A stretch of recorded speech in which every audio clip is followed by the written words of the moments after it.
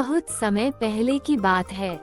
काशीपुर नाम के गांव में एक हरिदास नाम का व्यक्ति रहा करता था। हरिदास दान पुण्य करने में बहुत विश्वास रखता था। इस कारण गांव का हर व्यक्ति हरिदास की तारीफ करता था। हरिदास के पास भले ही अपने पास खाने को कुछ ना हो, लेकिन वह दूसरों की मदद करने से कभी पीछे नहीं हटता। एक दिन सुबह सुबह हरिदास जैसे ही खाना बनाकर खाने के लिए बैठा, उसके दरवाजे पर एक बूढ़े बाबा का आगमन होता है। कुछ खाने को दे दो बेटा, कल से भूखा हूँ, कुछ खाया पिया नहीं है, अब तो चला भी नहीं जा रहा। अरे काका अंदर आइए, आप मेरे साथ बैठकर खाना खा लीजिए। अरे इतने खाने से मेरा पेट नहीं भरने वाला, कोई बात नहीं, मैं आगे मांग कर खा लूंगा। तुम खाना खाने बैठे हो तो खा लो। अरे काका एक काम कीजिए, ये सारा खाना आप ही खा लीजिए, मैं तो भूखा रह लूंगा, क्योंकि मैंने रात में भी खाना खाया था। फिर हरिदास अपनी थाली उस बाबा की तरफ बढ़ा देता है। वह बाबा भी खाना देखकर जल्दी जल्दी खाना शुरू कर देता है और खाना खाने के बाद बाबा हरिदास की तरफ देखकर कहता है, भगवान तुम्हें हमेशा खुश रखे बेटा, तुमने अपने हिस्से का खाना मुझे खिलाया। आजकल ऐसे दानवीर लोग मिलते ही कहाँ है। इतना कहकर वहाँ से बूढ़े बाबा चले जाते। लेकिन अब हरिदास को भी भूख लगी थी। अब वो रसोई में जाकर रसोई में रखे डिब्बों को देखने लगता है, जिसमें अन्न का एक भी दाना नहीं था। चलो अब कहीं काम देखता हूँ, कम से कम खाने पीने का बंदोबस्त हो जाएगा, बस उस बेचारे का पेट भर जाएगा, मुझे बहुत ही सुकून मिल रहा है। अब हरिदास ये सोचकर घर से निकलता है। तभी उसे देखकर अपने ही गांव का रामलाल कहता है, अरे कब से यह अनाज की बोरिया में अकेले ही उठा रहा हूँ, अभी देखना हरिदास को बुलाता हूँ, वह कैसे मेरी मदद करेगा। वैसे भी उसे लोगों की मदद करने का भूत सवार है, भले ही जेब में फूटी कोड़ी ना हो, लेकिन बड़ा दानवीर बना फिरता है। अब रामलाल हरिदास को आवाज लगाकर बुलाता है, अरे क्या हाल चाल है रामलाल भाई, सब ठीक तो है ना? यह अनाज की बोरिया खेतों से ला रहे हो क्या? हाँ, ये बोरिया खेतों से ला रहा हूँ, और अभी 10 बोरिया और बाकी है, और मैं बहुत ज्यादा थक गया हूँ, तुम थोड़ा हाथ बटा देते तो मेरा काम जल्दी हो जाता। अरे क्यों नहीं, चलो चलो, मैं तुम्हारे खेत से सारी बोरिया तुम्हारे घर पर रखवा देता हूँ। बड़ा बेवकूफ है, और इस बेवकूफ बनाना भी बड़ा आसान है। चलो इसी बहाने मेरी मदद हो जाएगी और थोड़ा आराम भी मिल जाएगा। इतना कहकर रामलाल हरिदास से कई बोरिया खेत से घर पर रखवा लेता है। और अब हरिदास को भूख भी बहुत तेज लग रही थी। बोरिया रखने के बाद रामलाल हरिदास से कहता है, बहुत बहुत शुक्रिया भाई, अगर तुम ना होते तो ये बोरिया लाने में मुझे तो रात भी हो जाती। अब इतनी बोरिया लाने के बाद हरिदास बहुत ही थक जाता है और वो हरिलाल के यहाँ से उधार सामान ले जाकर खाना बनाकर खाता है। अगली सुबह उसके दरवाजे पर किसी के रोने की आवाज आती है। हरिदास नींद में होता है, लेकिन जब हरिदास गेट खोलकर देखता है, तब उसका पड़ोसी कुलदीप अपनी बीवी को पीट रहा होता है। अरे कुलदीप, तुम अपनी बीवी को इस तरह से क्यों पीट रहे हो? क्यों ना मारूं मेरी पत्नी, मेरी मर्जी, तू कौन होता है बोलने वाला? देख भाई कुलदीप, अपने बीवी को सुबह सुबह मारना ये कोई अच्छी बात नहीं, सब गांव वाले इकट्ठा होकर देख रहे हैं, ये सब क्या अच्छी बात है? अरे बेटा, तू भी किसे समझा रहा है? इसे समझाना मतलब अपना सर दीवार पर मारने वाली बात है। ये सुबह सुबह चमेली से पैसे मांगने के लिए लड़ रहा होगा, पीने को पैसे नहीं होंगे ना इसके पास। अरे बुढ़िया चुप कर, ज्यादा बोलने की जरूरत नहीं है। हे राम राम, आजकल के बच्चों को अपने से बड़े लोगों से बात करने की तमीज में नहीं है। अरे मैं तो तेरी माँ की उम्र की हूँ, और तू है कि मुझसे बदतमीजी से बात कर रहा है। लेकिन मैं तो नहीं कहा ना आपको मेरे बीच में बोलने के लिए। इतना कहकर फिर कुलदीप अपनी पत्नी को करने लगता है। लेकिन ये सब हरिदास से देखा नहीं जाता और हरिदास कुलदीप को एक जोरदार तमाचा मारता है। ये दृश्य देखकर गांव के सभी लोग खुश हो जाते हैं। बिल्कुल ठीक किया, यह इसी के लायक है। यह अपनी पत्नी पर हाथ उठाता है और खुद को मारते समझता है। अरे भाई, तुमने बिल्कुल सही करा, इसे तो मार मार कर गांव के बाहर निकाल देना चाहिए। इसे तो मैं छोड़ूंगा नहीं। मुझे पैसा चाहिए और अगर शाम तक मुझे पैसा नहीं मिला तो इसे और मारूंगा। फिर देखता हूँ इसे कौन बचाने आता है। चल जहाँ यहाँ से, और अगली बार अगर ऐसा करा तूने तो तुझे थाने में बंद करवा कर इतनी पिटाई कराऊंगा कि तू भी क्या याद करेगा। गांव के सभी लोग वहां खड़े होकर देख रहे होते हैं। तभी वहां पर खड़ी महिला हरिदास से कहती है, आप सच में बहुत नेक दिल के हैं। आप सभी की मदद करते हैं। आप सभी लोगों का भला चाहते हैं। हम गांव वाले आपसे बस इतना चाहते हैं कि गांव के अगले सरपंच आप हो। वाह, क्या बात कही है तूने। ये बात मैं काफी समय से दिल में दबाए बैठी थी। अरे हाँ हाँ हरिदास भाई, आप तो सरपंच बनाए हैं, तभी गांव का विकास होगा और तरक्की भी होगी। उस लल्लन सिंह के पास तो गांव के लोग जाने से भी डरते हैं, और रही उसे कुछ बताने के बाद तो उसके सामने तो कोई मुंह ही नहीं खोल पाता।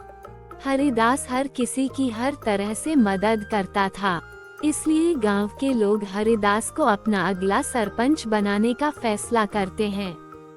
अब ये बात गांव के सरपंच लल्लन सिंह के पास तक पहुंचती है। अब सरपंच लल्लन सिंह ये सुनकर तिलमिला उठता है। हरिदास की इतनी हिम्मत, सरपंच बनेगा, घर में तो खाने के लाले पड़े हुए हैं, इसे तो मैं छोड़ूंगा ही नहीं।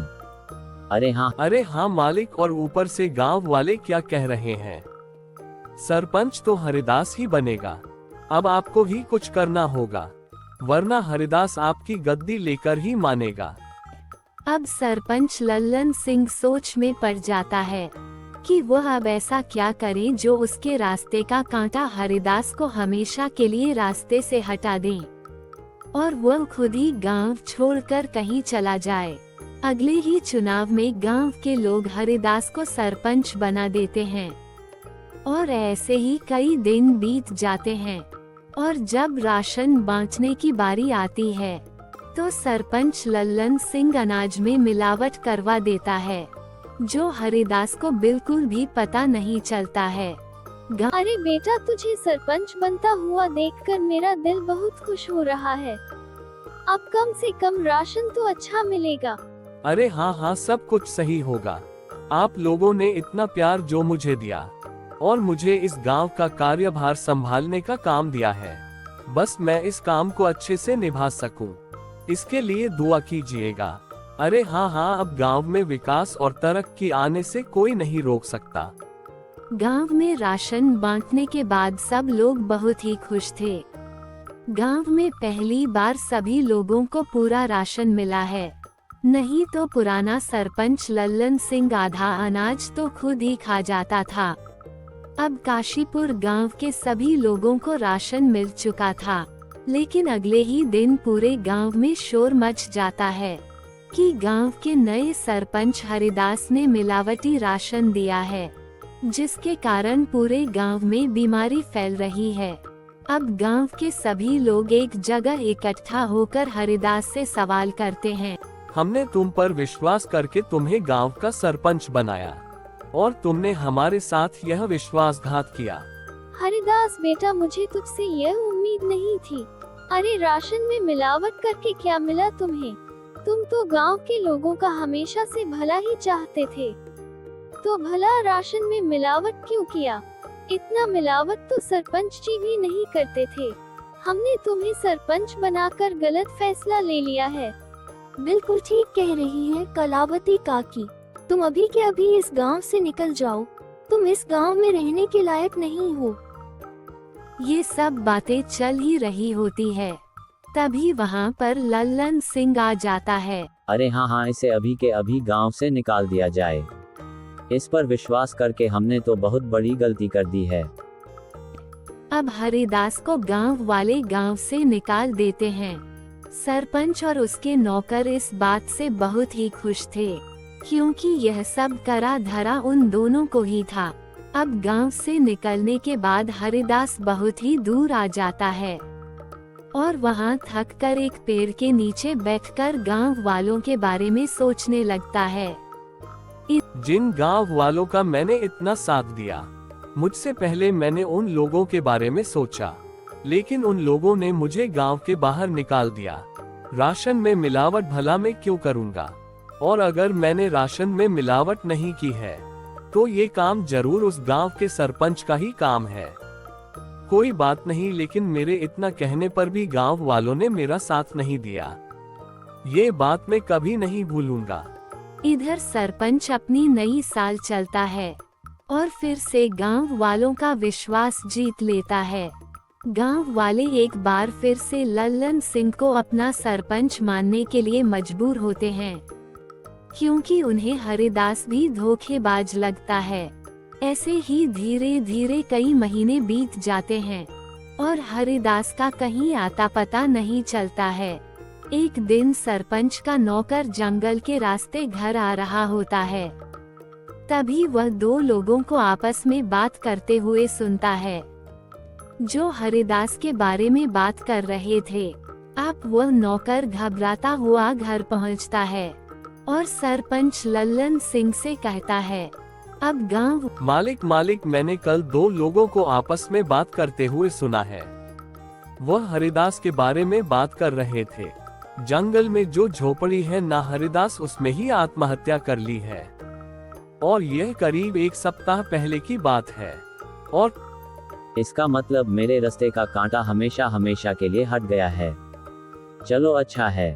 और मलिक ये बातें गांव वाले भी जानते हैं, लेकिन न जाने किसने यह बातें उन तक पहुंचाई।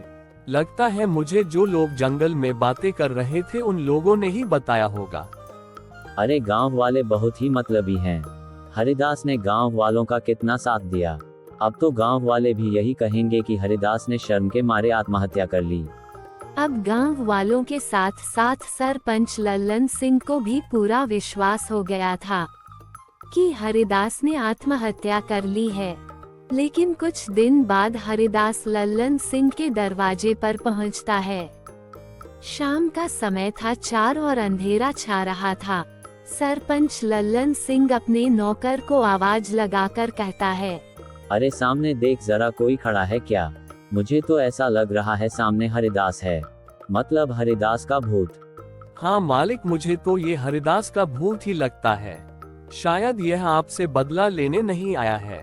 मैं तो चला यहाँ से, मुझे भरी जवानी में नहीं मरना। मेरे चार बच्चे हैं और 2 बीवियां हैं।